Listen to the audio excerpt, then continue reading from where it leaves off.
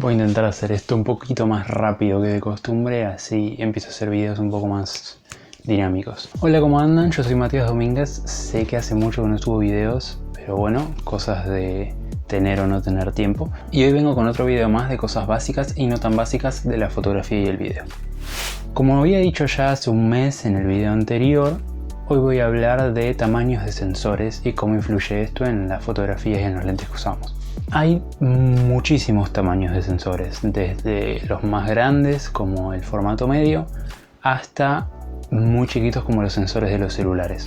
Pero hoy vamos a ver 4 en específico. De uno no vamos a hablar mucho, que es el de formato medio, sino que vamos a hablar de los 3 más comunes en fotografía, principalmente para los iniciantes. Estos 3 tamaños de sensores son micro 4 tercios, APS-C y full frame. Uno de estos 3 es el estándar normal con el que se miden los lentes, el que podemos ver en mayoritaria cantidad de cámaras profesionales, y es el full frame. El tamaño de un sensor full frame, que es 35 mm x 24, es el tamaño de los rollos fotográficos del celuloide que fue actualizado a las cámaras digitales, por eso ese tamaño en específico. Después tenemos los sensores APS-C, que también se suelen llamar Super 35, utilizados también en cine principalmente, los cuales son medio sensor full frame. Miden 24 por 16 milímetros. Y por último tenemos los sensores de micro 4 tercios. Estos los podemos encontrar en cámaras como las Lumix, algunas Olympus, y estos miden un cuarto de un sensor full frame o medio APS-C, lo cual sería 16 milímetros por 12 milímetros. Pero más allá de tener un sensor más chico, tener un sensor más grande y el precio que conlleva esto, ¿qué es lo que cambia en nuestra cámara al tener un sensor más chico o un sensor más grande? Lo primero que vamos a notar que cambia es el factor de recorte. Al nosotros tener un sensor full frame, los lentes que compremos y las distancias focales que nos digan estos lentes van a ser acordes a la cámara que tenemos. Es decir, un 50 milímetros en una full frame tiene el ángulo de visión correspondiente a un lente de 50 milímetros. Pero ¿qué pasa si ese lente de 50 milímetros lo ponemos en una cámara APS-C? Va a pasar que lo vamos a ver con un ángulo de visión diferente, mucho más cerrado, porque las cámaras APS-C tienen un factor de recorte de 1,5 sobre la full frame. ¿Esto qué quiere decir? Que usando un poco de matemática, nosotros podemos saber en qué distancia focal quedarían nuestros 50 milímetros de full frame en una APS-C.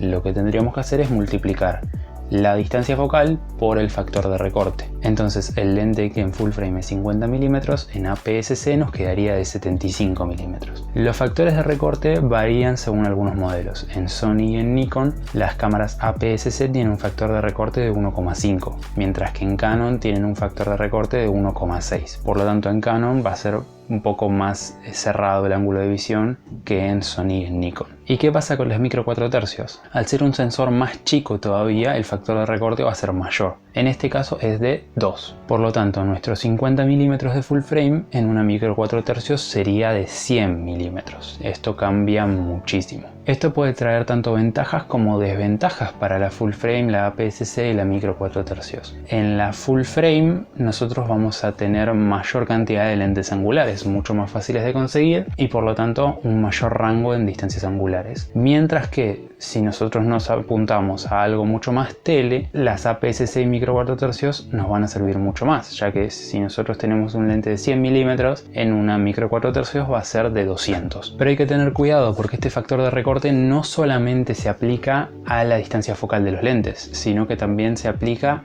a la apertura. Nosotros en full frame podemos tener un lente, por ejemplo, 50 milímetros 1.4. Esto no quiere decir que si nosotros tenemos un lente de aproximadamente 34 milímetros 1.4 para APS-C sea exactamente lo mismo. Aunque nosotros multipliquemos por 1,5 la distancia focal, también tenemos que multiplicar por 1,5 la apertura. Entonces nuestro lente en APS-C quedaría cerca de los 50 milímetros, pero con una apertura de f2, no de f1.4. Esto es algo muy a tener en cuenta, ya que la profundidad de campo no va a ser la misma. Nosotros con una cámara APS-C tenemos aproximadamente un paso menos de luz que en nuestras cámaras full frame. Lo mismo pasa con la profundidad de campo, al igual que con las distancias focales. Pero esto no solamente se queda ahí, sino que por el tamaño más grande que tienen los sensores como el full frame, uno puede tener los receptores que van a formar los píxeles mucho más separados entre sí, lo cual va a producir menos ruido. Entonces acá establecemos otra relación. Si nosotros tenemos unas cámaras con la misma cantidad de megapíxeles y distintos tamaños de sensores, los sensores más grandes van a tener menos ruido y por lo tanto van a tener mayor capacidad de fotografía en baja luz y de video igual que las cámaras que tengan los sensores más chicos. Esto puede marcar más ventajas para el lado de la full frame. Si uno está en situaciones de baja luz,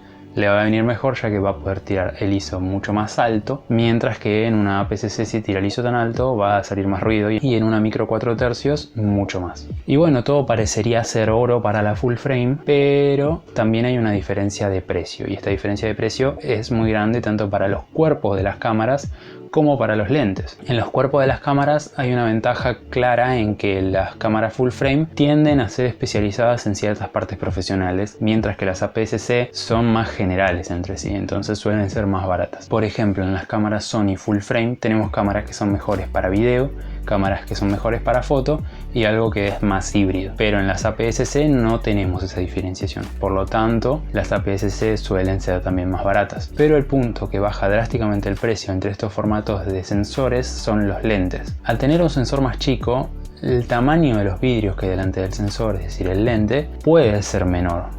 Entonces los lentes de micro 4 tercios van a ser más pequeños que los de APS-C y los lentes de APS-C van a ser más pequeños que los de full frame. Esto también conlleva que los lentes de APS-C no funcionen en full frame, lo cual si en algún momento pensás pasarte de un sistema a otro, por ahí te complique. Pero también al ser más pequeños los lentes, lo que hace es que también sean más baratos. Por ejemplo, voy a poner esta comparativa entre los lentes Sigma 50 1.4 para full frame y el 30 mm 1.4 para APS-C.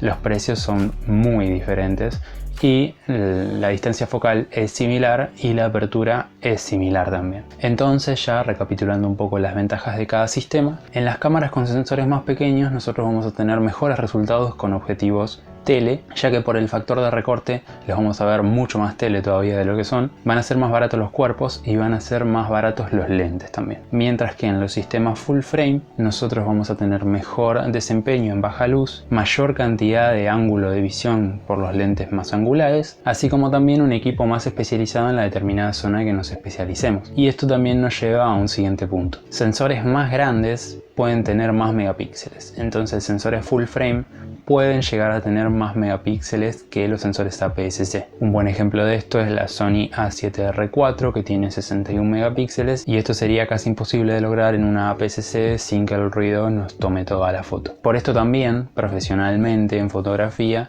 se utilizan cámaras de formato medio, el cual es un formato mucho más grande que el full frame. Por lo tanto puede tener más resolución y va a tener mucha más profundidad de campo, así como también mejor desempeño en baja luz y menos ruido. Y bueno, ya con esto llegaríamos al final del video. Quería hacerlo un poco más rápido, pero hay mucho de qué hablar cuando hablamos de sensores. Podríamos seguir hablando de sensores, podríamos hablar de los sensores que tienen los celulares, que supuestamente ahora se están empezando a comparar con las cámaras, aunque yo no esté muy de acuerdo. Podríamos hablar de las tecnologías detrás de los sensores, las diferentes calidades de sensores que hay, cuáles son los fabricantes de sensores, cómo funcionan por dentro.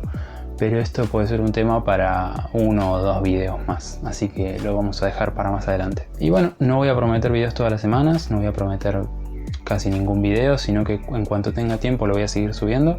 Es fin de año se trabaja mucho, así que supongo que sabrán entender. Si tenés algún amigo que quiera empezar en la fotografía, ahí te voy a estar dejando una lista de reproducción en donde empecé a subir algunos videos sobre cómo empezar en la fotografía, cómo usar la cámara en modo manual. Si aprendiste algo nuevo con este video, si te gustó, ponele me gusta. Si crees que me olvidé de decir alguna cosa o me equivoqué en algo, por favor corregime en los comentarios.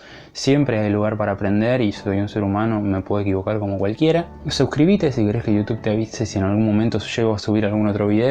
Si sigo por esta periodicidad, más o menos por enero subo otro video. Y nada más, nos vemos en algún otro video, que seguramente voy a estar subiendo algunos cortos y algún otro material a este canal. Así que nada más, nos vemos. Chau.